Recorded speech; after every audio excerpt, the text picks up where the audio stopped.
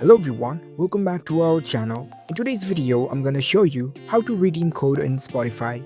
It's a very simple and easy process and I'm gonna guide you through how to do it. Let's get started. First of all, on your phone, head over to your preferred web browser. Once you're in the browser, navigate to the Spotify website. After you are in the Spotify website, make sure that you are logged in with your account.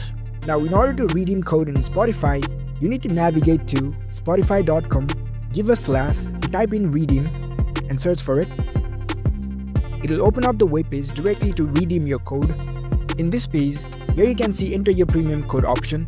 Tap on it, and here you can enter the gift card code. And below that, you can even fill up your address, give your zip code, and once you are done, you can tap on this continue button. And once the Spotify verifies your code, it will be redeemed successfully. So that's it. That's how you can easily redeem code in Spotify. If you found this video helpful, don't forget to give this video a thumbs up and subscribe to our channel for more tech tips. Thank you for watching.